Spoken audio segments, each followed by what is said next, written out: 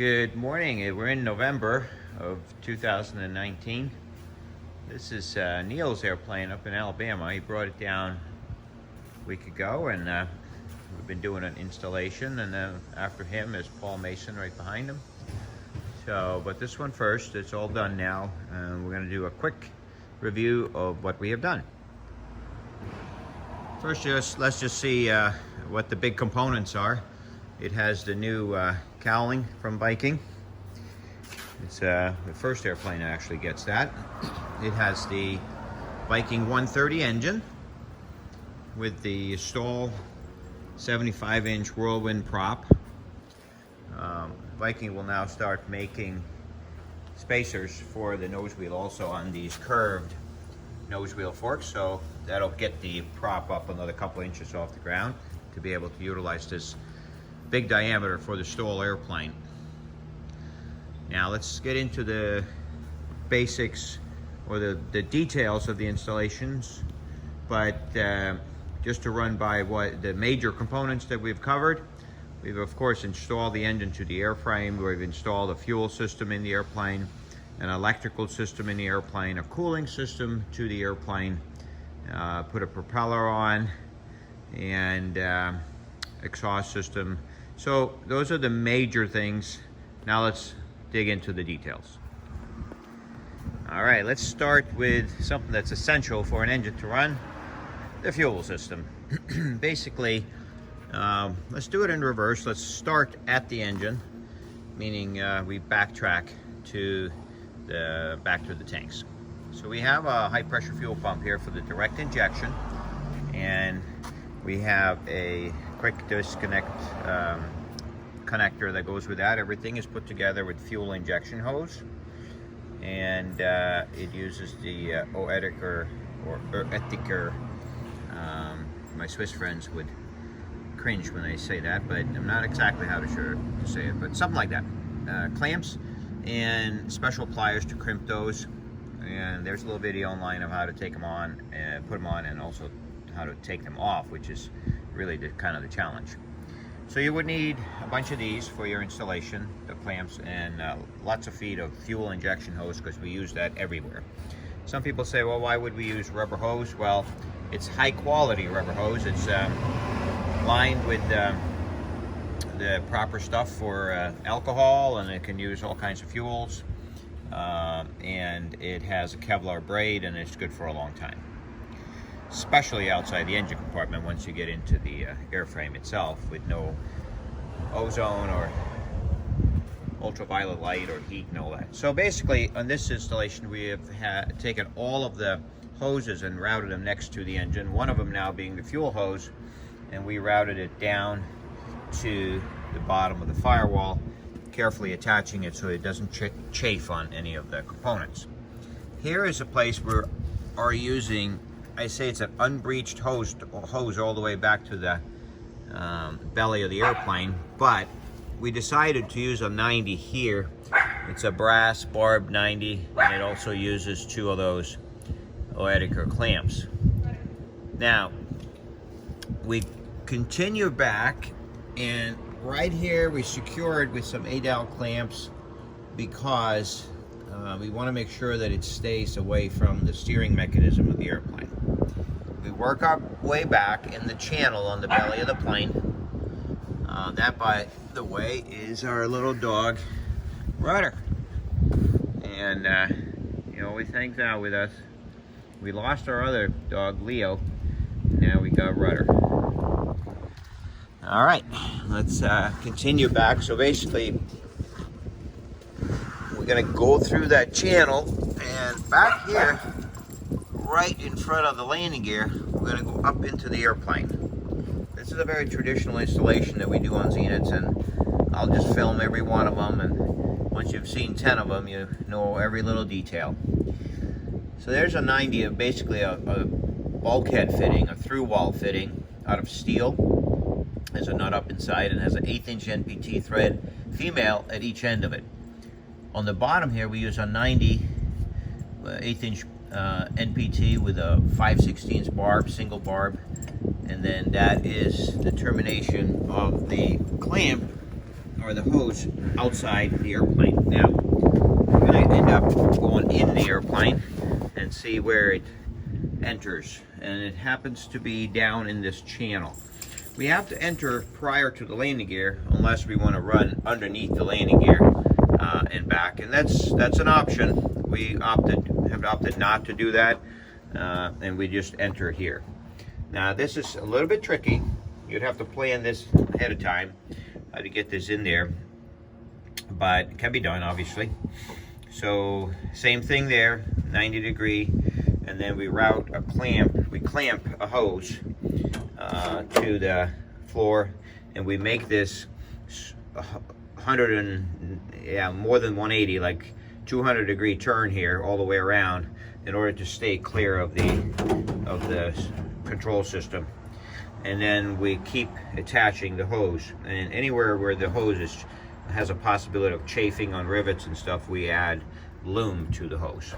So that's kind of like it disappears here now in the back seat area, and we're going to go underneath the airplane and we're going to see exactly where it comes into what we call this area the hellhole, which is kind of a tough place to work. But it's also very convenient to be able to put everything in the back here, all your systems and stuff. So we're gonna go and zoom in here, and you see the hose coming through here, right here. And we use these plastic grommets everywhere so we have no chafing against the aluminum. Keep in mind, some of this is all done, but not 100% finished and bundled and stuff, and that's because the owner might want to add wires and things here for we add a few extra wires and stuff, but you know, it will never be 100% finished because you might want to, you know, add another wire for a landing light or something like that. But in any case, here we go in through our high pressure fuel filter. It has an in and an out, so of course this is now the inside, and the out would be towards the engine. Same thing there, the radiator clamps. Someone said, well, I want to have easy access to that, but no, the fuel pumps further up in the tank filter the fuel. Then you can filter the fuel when you put it in the airplane too, with one of those Mr. Funnel. This filter is a last catch filter. You almost never have to replace it. At least go 10 years before you have to replace this filter. That's your high pressure filter. From there, you're gonna backtrack again. Don't forget we're going backwards through the fuel system here, and we're gonna get over to this splitter block. Okay, this has a lot of components in it. It's not very complicated, but obviously there's an out towards the filter right there, and then right above it here you see the pressure transducer that reads the pressure of the fuel system to the pilot. And then on the input side we have two check valves, which is like one for each pump. The pumps have their own check valves, but we want to double up on those to be 110% sure that we will never get any backfeed from one pump to the other, because then of course you would defeat the purpose of having dual pumps. You basically would have no fuel pressure. Now above that there's a third hose, and you can see on it, it says the number 10. It's a 10,000s orifice. The only reason that that's there, and a hose running back to the header tank, just to one of the available fittings underneath the tank, is after shutdown. The engine part of the system, after the mechanical pump on the engine, has 2,200 pounds of pressure, and if any of that pressure were to leak back through the high pressure pump when the airplane is parked into the rubber hose system, it has to have some place to bleed off, or it'll bust the hoses when the airplane is parked on the ramp. That's very unlikely that it happens, but we go by the unlikely event of it happening, and we use that system. Now the other two hoses here below that, with the check valves we talked about, go then to the fuel pumps that are in this pre-built 2.5 gallon header tank from Viking. There's a lot of videos about the header tank and how this system works, so we're not going to cover that in detail, but basically the fuel system terminates or starts actually at each of the pumps, and then goes to that splitter assembly. Now let's take a quick look at how the fuel gets to the header tank. If I were to just film right above me here, you can see that our favorite spot is right in the middle of the airplane, okay, at the top of the baggage. I'm gonna go inside and look at that. Put in 4 grommets and 4 hoses, and then they go down to the header tank. And then when it gets to the header tank, it's a very simple thing because each one just goes to its own fitting. Okay, so 2 of them go to one tank on the wings, 2 go to the other tank. One's a feed line, one's a vent line, just to be able to make sure that there's plenty of fuel draining into the header tank. Now, contrary to other systems, you only have to drain gravity feed like 6 to 7 gallons an hour, not like 35 or 40 in some return systems, because everything that goes to the header tank is used by the engine. There's no feed or return back to the wing. You can also see the fuel level transducer here. Okay, that's an important feature because it gives you the last 30 minutes of reserve fuel, and then that's wired into a separate gauge on the panel. Now let's take a quick look at the hoses as they come in. Of course, we don't have the airplane wings here, but what we do have is a complete fuselage. So as you can see, there's some bubble wrap here just to keep things from chafing when the customer is going home. But there's those 4 hoses I talked about. Okay, we also put this channel in here, which is just riveted to the front here. And the reason for the channel is just to put sides on it you know, eventually to make it pretty. And then also put grommets into the side so the fuel hoses can exit the side of the channel, and then they go out to the wings. And we just leave extra hose on each side. They can be plumbed into the wing. Now if you want to, because this is low pressure, as it exits the wing here, you can put just sleeved connectors with clamps, and in that location you can even use regular worm drive clamps or spring clamps, because if you want to take the wings off on and off, you don't want something that has a lot of barbs on it that'll chew up your fuel hoses. So that'll, you know, you have 2 choices. You can either go directly to the tanks. Probably you want to do it the other way. You want to bring fuel hoses from the tanks, have them hang out, have fuel hoses in the airplane, have them accessible, and then just join them like along the back here, something like that, and then before it goes outside. Many ways to join those things. All right, so we covered the fuel system. Now let's get into the cooling system. This is something that's a little bit new.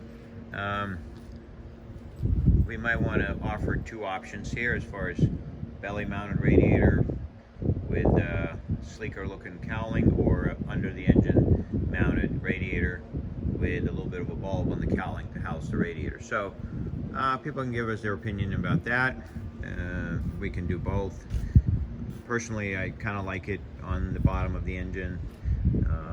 It's a nice 3-row racing radiator, very efficient. Needs of course channeling of the air to get into the radiator, which is easy to do. One thing about mounting it there, of course, is draining the oil. You can't take the bolt in and out of the plug, so you need a little quick release drain, which is a very nice one. So that goes into the engine, and then just a short piece of hose here, and then you get your hand right up in here and flip this lever when you drain the oil. Now it's back to the radiator. The radiator is engine mounted up front, which is very little vibration. Actually, I felt it the other day. So it has a rubber mount there and a rubber mount on the radiator. It also has a rubber mount over here and a rubber mount here. The rear part of the radiator is airframe mounted, and that might sound like contradictory to what you want to do, but because it's so flexible and it kind of just swings down underneath here and it has so many rubber mounts, it actually is working perfect the way that it's mounted. So that's a nice simple radiator installation, and it's now mounted all out on the engine. The air box, this one was TIG welded. They're now coming in bent sheet metal boxes, and just 4 screws holding that to the radiator. The system, as far as getting coolant from the engine to the radiator, it's been simplified. Okay, you're going to come out of the engine up here, and it's just a 90 degree and then a straight shot to a 45. So that's very simple, getting coolant out the hot side from the cylinder head of the engine into the radiator. Then on the back, there's a 90, and there's a welded up 90 that's being replaced by a bent 90. We're just having those manufactured right now. And then 135 right into the thermostat housing. We offer now, normally everything is Whitaker clamps to secure the hoses to the aluminum tubes. What we started to offer now for those that want, it's a little bit more money, but you know, it's pennies compared to the install, is to use same type of clamps, but a little more expensive version of the same thing at each end of an assembly. So you could take the assembly off the engine if you ever had to, okay? And those are just screw clamps, and they're adjustable both with the screw and also by ratcheting the clamp prior to installation. Now, in addition to mounting the radiator, and which is very simple, four nuts basically, and hooking up the hoses, which of course can be done at Viking too prior to engine shipping. Then the overflow bottle has to be mounted to the firewall. Okay, so you've got a 5-pound cap here. We still use the 4-pound or 5-pound cap and a low pressure cooling system with the NPG coolant. We have, like we talked about the fuel hose earlier, we run all the hoses now right next to the engine. They're all bundled together, and one of the hoses then go to the Evans waterless engine coolant reservoir. Once all the you run the engine a few times and it draws coolant and the air, you get rid of air in the system, then the level is going to be lower than this. You just want, you know, about a ½ inch at the bottom, and then when the engine's warm, of course, in flight, it'll expand, it'll come up. But then when it's parked, when the next day when you come to the hangar, there should be like a ½ inch in there, and you might have to fill it a few times initially, and eventually it'll stabilize there. And that's really everything about the cooling system. It's very simple. Your job is basically just to make sure that it has the proper level and no leaks. From the cowling in the front, the cowling inlet kind of divides between the bottom of the gearbox and the radiator. So we're making up a little baffle that can be tweaked to decide how much air you want to go through the radiator and and how much you want to go around the radiator for cooling or taking exhaust heat and things like that out of the cowling. All right, I just had the film director come and tell me that I say okay all the time, so let's try not to say that anymore. That's hard when you're used to it. Okay, oops. All right, so now we're going to cover the exhaust system, which for a Viking installation is not much of a system. It doesn't look like much of a system because it's simple. There's no, you know, pipes running all over or underneath or around the engine. So basically what you've had is a exhaust manifold that's in the engine. It's integral to the cylinder head, cast into the head by Honda, and also cooled by the cooling system. And then the muffler bolts to that. So you end up just torquing down 4 nuts. Use a little bit of anti-seize for those. Don't use lock nuts or anything like that on exhaust. Just check it once in a while. and then tighten those to 200 inch-pounds. And here's a plug. Can be used for a wideband sensor if you want to, if you have any interest in that, for air-fuel ratio readout in the cockpit.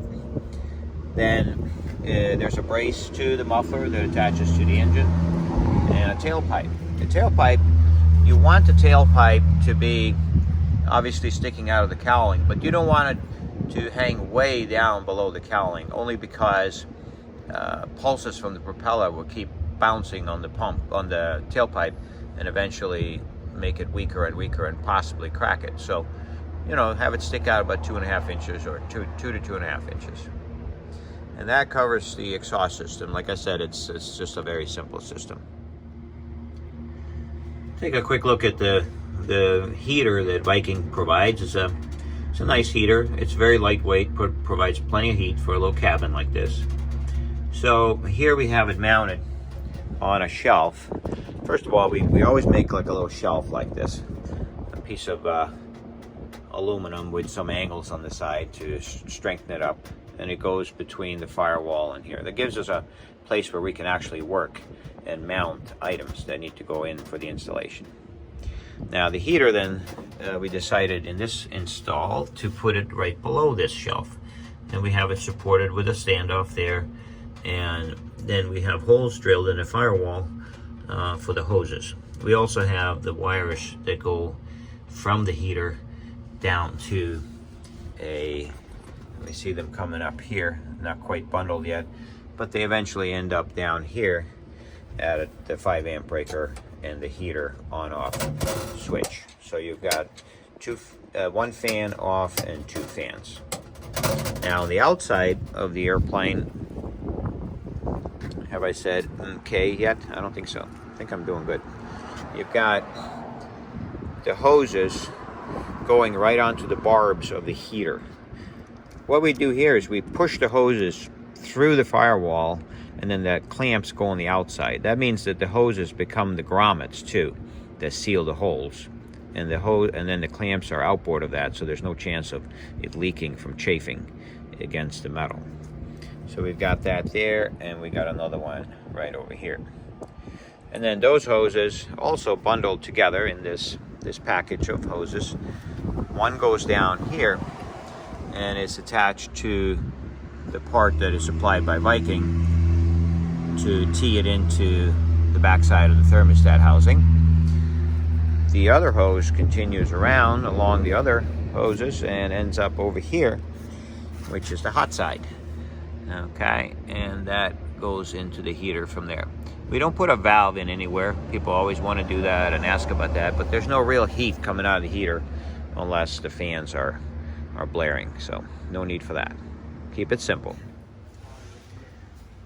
Now let's talk about the wire diagram that you get. Of course, it's going to show you that you need a switch for your contactor, switch for your other contactor, fuel pump, and then we also have here the heater and 1 amp for the Viking View, which here is just kind of hanging here for now. Now we've also come out with this board here that will make the wiring of the engines more or simpler. Basically, this will be available in different formats, with or without the Viking View cutout. Some of them will be more vertical, so they can fit on the console on the Zenith. Some will be a little bit wider, where they can fit up on the instrument panel. So that's something that will be available on the shopping cart. It will make it easier to do wiring in the field. Now, other things that have to be mounted are the ECU, and then here's the Viking View brain box and the Viking View instrument itself. We've also done dual throttle cables in this airplane. So we're also going to provide brackets like these. They'll be slightly different than these, but those will be available. And that's in order to have throttle or single throttle or a dual throttle setup. This one, you want to unscrew the little thumb screw and take the Teflon friction lock, because you only want friction on the pilot side. So depending on which side you fly on. Now those cables, as far as the dual throttle cable system, you're going to bring one cable through, and then underneath the center of the engine here with your 1/4-inch loom on the cable, and then up to the Viking throttle quadrant thing here. You put that with one washer underneath, and then it snaps on to the connector on the throttle body. You use your Viking View dual throttle threaded stainless steel block in here with a jam nut on each side, and thread the other throttle cable halfway into it, and it is then going to also be mounted, but on the bottom side. Okay, so single washer there, single washer there. It looks like two because of the reflection, but that gives the right spacing to the throttle cable by that one washer. Okay, and then that cable is a foot shorter and then runs into the airplane on the opposite side, and we just use silicone grommets through the firewall to complete that dual throttle setup, which is a pretty sleek setup and works real good. All right, now mounting and cowling is a matter of just lifting it up and then put the pins in on the side, and just keep kind of pushing things into place, and the pin goes right down in there. Hope it stays on the outside or the inside? It's gonna go on the inside.